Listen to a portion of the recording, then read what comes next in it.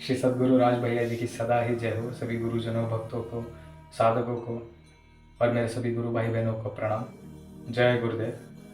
मेरा नाम है प्रतीक और आज हम बात करेंगे एक ऐसे स्पिरिचुअल प्रैक्टिस की जो दिखने में बहुत ही सिंपल है लेकिन उसका असर बहुत ही गहरा है। जी हाँ, आज हम बात करने जा रहे हैं जाप के बारे में। अगर आप एक स्पिरिचुअल सीकर हो या फिर आपके मन में अगर थोड़ी सी भी क्यूरियोसिटी होगी जाप को लेकर, तो ये वीडियो आपके लिए है, तो आप इसे देखना। खासकर ये वीडियो मैंने उन लोगों के लिए बनाया है जो बिल्कुल ही बिगिनर्स है और जिनको बिल्कुल भी नहीं पता जाप ध्यान क्या होता है। ये उन लोगों तक पहुंचाने का बस एक माध्यम इस वीडियो से मैं बताने जा रहा हूँ। तो सबसे पहले सवाल आता है कि जाप होता क्या है। आसान शब्दों में अगर मैं बताऊँ तो आप किसी भी भगवान के एक नाम को रट सकते हो, बार बार उच्चारण जब करते हो तो उसी को जाप कहते हैं। फिर ये जाप आप किसी मंत्र का भी कर सकते हो या भगवान की किसी की नाम का भी कर सकते हो। जैसे राम नाम का जाप कर लिया आपने या ओम नमः शिवाय ओम का जाप कर लिया।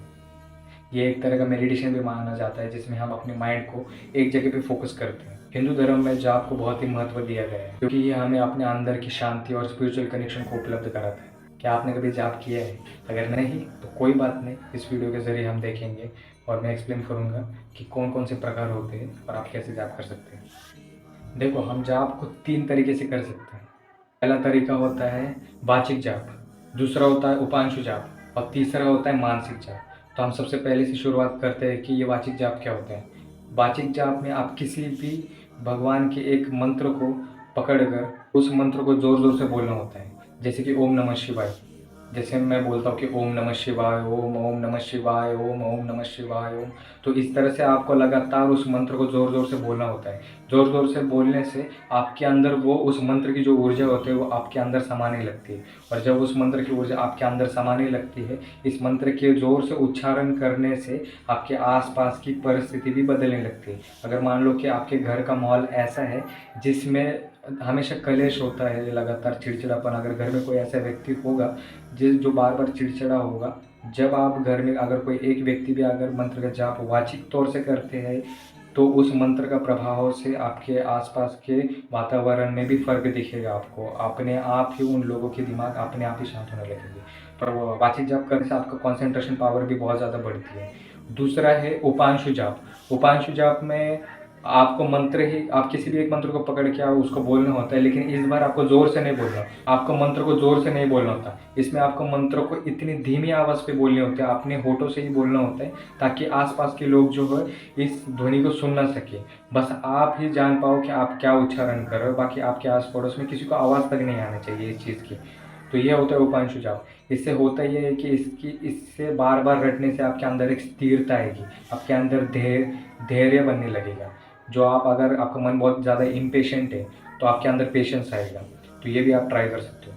तीसरा जो है और जो सबसे महत्वपूर्ण है और सबसे ज़्यादा पावरफुल है वो है मानसिक जाप। मानसिक जाप जो होता है ये थोड़ा एडवांस लेवल का है, लेकिन ऐसा कुछ नहीं। इसमें भी अगर आप रोज़ाना प्रयास करोगे या इसमें आप ज़्यादा अभ्यास करोगे तो ये भी आप संभव कर सकते हो। मानसिक जाप में आप किसी भी मंत्र को लेकर आपको उसी मंत्र को बार बार आपके मन में रटते रहना है। रटते नहीं, बिना जिह्वा को हिलाए, बिना जीभ नहीं हिलनी चाहिए, ना मुंह हिलना चाहिए, कुछ भी नहीं। आपको सिर्फ और सिर्फ मुंह बंद करके मन ही मन उस मंत्र को जाप करते रहना है। तो ये होता है मानसिक जाप। बहुत सारे लोग पूछते हैं कि भैया हम माला से जाप करना सही रहेगा या फिर मानसिक जाप करना सही रहेगा। तो मैं अपने पर्सनल अनुभव से बताऊंगा, जो मुझे गुरुदेव ने बताया मैं उस आधार पे आपसे बात करूंगा। देखो, बहुत सारे लोग हैं जिनको माला पे जाप करना पसंद आता है और ये अच्छी बात है अगर आप जाप करते हो माला पे, इससे आपका कंसंट्रेशन बढ़ेगा। लेकिन एक चीज़ है कि आप संख्या में फंसे रह जाओगे, क्योंकि आप डेली बेसिस पे अगर आप माला पे जप कर रहे हो कर रहे हो तो आप काउंटिंग कर रहे हो, ठीक है। तो काउंटिंग से ये होता है कि आपका ध्यान उस मंत्र पे कभी ना जाकर उसकी संख्या पर ही जाएगी कि मैंने आज इतनी माला जाप की है या मैंने उतनी माला जाप की है। तो अगर आप बिगनर ही हो तो इसमें ये अहंकार आने की बहुत ज़्यादा संभावना बनती है। फिर वो चाहे आप बिगनर भी हो या बहुत साल भी हो चुके हैं आपको आध्यात्म में, अगर संख्या से आप तोलने लगोगे तो भटकने के बहुत ज़्यादा चांसेस है, मन में अहंकार आने के बहुत ज़्यादा चांसेस है। इसलिए मैं खुद प्रेफर करता हूँ मानसिक जाप को, क्योंकि उसमें आपको गिनती याद रखने की ज़रूरत नहीं होती। तो ये सबके ऊपर डिपेंड करता है कि किसी को माला पे करना अच्छा लगेगा या किसी को मानसिक करना अच्छा लगेगा या किसी को उपांशु करना अच्छा लगेगा। तो सबके डिफरेंट है, लेकिन मैं आपको सजेस्ट करता हूँ कि मानसिक जाप सबसे पावरफुल होता है। क्योंकि मानसिक जाप करने से आपके मन के अंदर जो उत्पन्न होने वाले जो विकार है, विकार घटने लगते हैं, मन शांत होने लगता है और आपके अंदर वो बदलाव आप खुद ही देख सकते हो। किसी और से पूछने की ज़रूरत भी नहीं, आप खुद एक्सपीरियंस करके देख सकते हो। इसी से मुझे कबीरदास जी की एक दोहा याद आया, माला फेरत जग भया, फिरा न मन का फेर, घर का मन का दारी दे, मन का फेर। इसका अर्थ है माला तो बहुत घुमा ली लेकिन मन का चक्कर नहीं घुमा, इसलिए माला को छोड़ दीजिए और अपनी मन की माला को घुमाना स्टार्ट कर दीजिए। तो इसके बाद फिर बहुत सारे लोग ये भी पूछते हैं कि भैया हम शुरुआत कैसे करें। तो शुरुआत आपको कुछ नहीं करना, आप किसी भी स्थान पे बैठ सकते हैं, किसी भी स्थान पे आप एकांत में बैठ सकते हैं, पेड़ के नीचे बैठ सकते हैं, मंदिर में बैठ सकते हैं, नदी के किनारे बैठ सकते हैं जाप के लिए।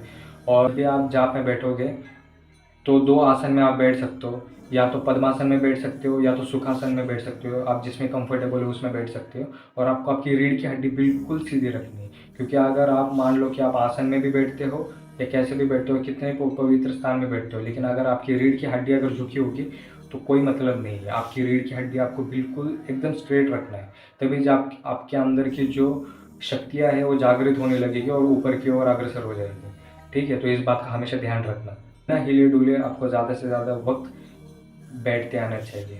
शुरुआत के तौर पे आप 30 मिनट से कर सकते हो, 30 मिनट से फिर 1 घंटा करिए, 1 घंटे से 2 घंटे पे जाइए। ऐसे करते करते आप एक नियम बनाना और टाइमिंग को बढ़ाते रहना।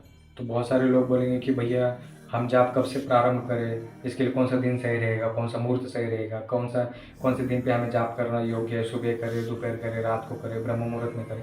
तो ऐसा कुछ नहीं है, आपको जब भी समय मिले, भगवान का नाम लेने में कोई समय नहीं देखा जाता है। और ये भक्ति मार्ग है, भक्ति में कोई समय नहीं होता है, कोई अनुष्ठान नहीं होता, कोई विधि नहीं होती। तो आप इस बात को याद रखना, आपको जब करना है, आपको भगवान का स्मरण करना है, आप कभी भी बैठ सकते हो। तो आप ऐसे पूछते हो कि कब बैठे, तो इस पर मुझे कबीर जी की एक और बात याद आई, कल करे सो आज कर, आज करे सो अब, पल में प्रलय होएगी, भंवरी करोगे कब। इसका अर्थ यही है कि कबीरदास जी ने कहा है कि जो जो काम आप कल करने वाले थे वह आज करो, और जो आज करने वाले थे वो अभी इसी क्षण करो, क्योंकि जब प्रलय आएगा तब हम निकल लेंगे और हमें पता भी नहीं चलेगा और अपने पास समय नहीं बचेगा। तो कल पर कोई चीज़ें मत डालो। मैं वही बोलता हूँ कि अगर इस वीडियो के समाप्त होते ही मैं तो बोलूँगा कि सबसे पहले उठ के आप भगवान का नाम स्मरण करना स्टार्ट कर दो, जब आज से ही प्रारंभ कर दो। मंत्र मूलम गुरु वाक्य, मोक्ष मूलम गुरु कृपा। गुरु ही जो होते हैं जो इस मंत्र का अपने को अर्थ समझाते हैं, और गुरु ही है जो हमें मोक्ष मुक्ति तक लेके जाते हैं।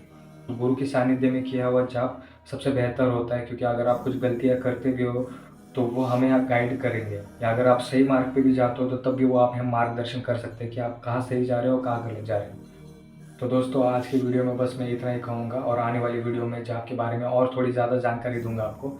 और ये उन लोगों के लिए वीडियोस बना रहा हूँ जो बिल्कुल ही अध्यात्म में नए हैं और जिनको जाप के बारे में कुछ भी नहीं पता। तो शुरुआत से शुरुआत करेंगे हम, और आने वाले टाइम में ऐसे ही इस पर चर्चा करेंगे और आगे वीडियोस बनाते रहेंगे। तो बस आज के लिए मुझे आज्ञा दीजिए, और आपके इस भाई पे ऐसे प्यार बनाए रखना।